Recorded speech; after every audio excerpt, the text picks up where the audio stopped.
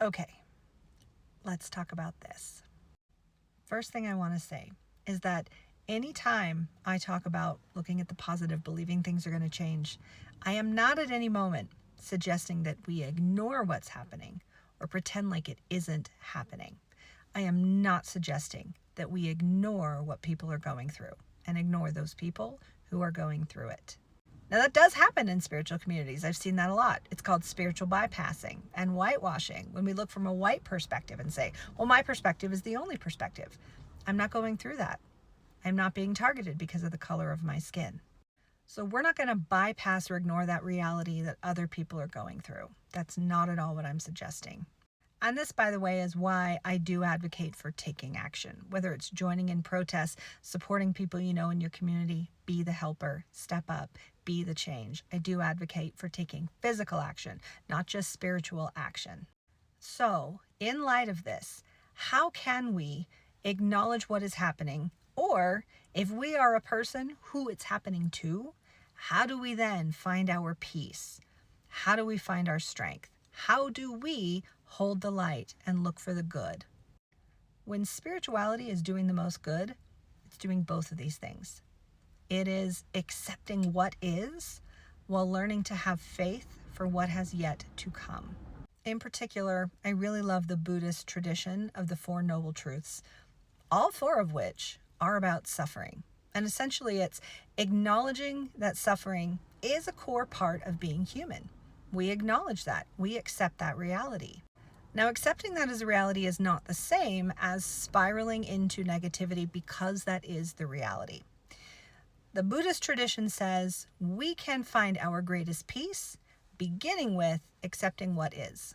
Because if we have not accepted what is, as a society, that's what led us here now. That's what's allowing racism to flourish and abuse against all targeted groups and minorities. Ignoring it, pretending like it's not happening, like it hasn't always been here, that's what has allowed that shit to gain power, and now we're seeing what we're seeing. So acknowledging that it is real is how we begin to address it collectively. And that is the benefit of seeing it out there on the worldwide stage, that we can no longer ignore it and pretend like that's not what that is. We have to address it. And that is where the hope comes in. So then, how do we move from acceptance into hoping for the better outcome? Okay, so in my last video, the video that this was tagged, this comment comes from, I introduced a very powerful word, the word and. The word and says, yes, I acknowledge that all of this icky, scary stuff is happening and has been happening for a long time. And I am allowing myself to believe that it is not going to go on forever. And I can look out there and see people who are fighting against it.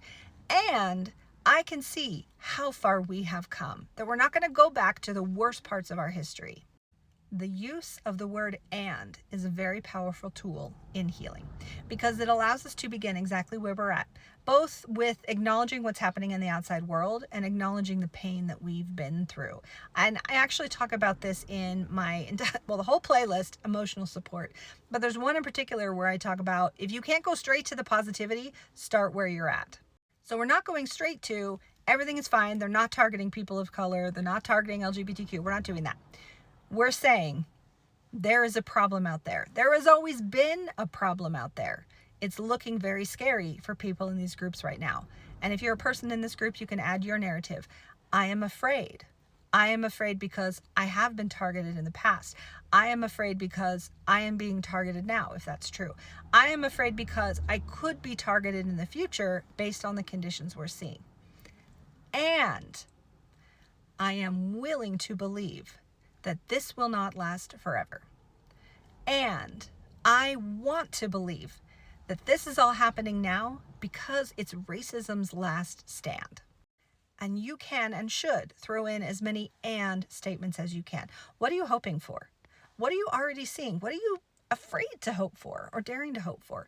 What would be in your wildest dreams? Start narrating all the possibilities that can come with and. So with this context, this is why I still stand by that previous video and the one I was referring to before where I got real spicy and I said, if you don't believe it, you're the reason it hasn't happened. I am trying to shake people by the shoulders to get them to understand We don't have to have the physical changes before things get better. We need to start with our belief. We must start with our belief.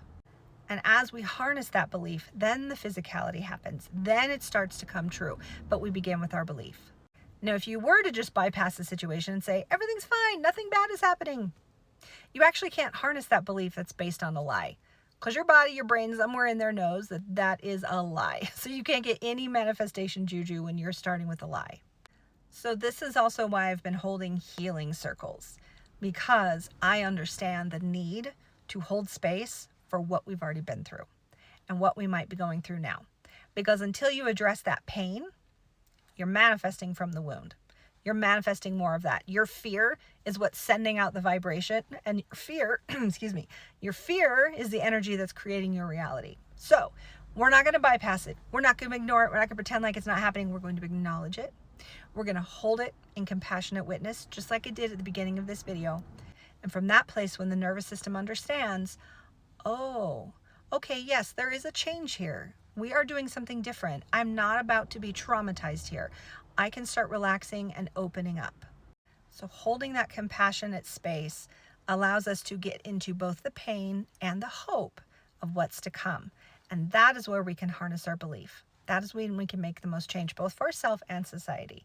We are going to acknowledge what has been happening, what is happening, and we are going to change it. And it's already begun. And it's well underway. Otherwise, those people in power now wouldn't be flipping the fuck out like they are, because they know their time has come. We're not going back into that, and they know that, and they're terrified. So we are going to continue the good work that has been happening for many decades, and we're going to keep moving forward.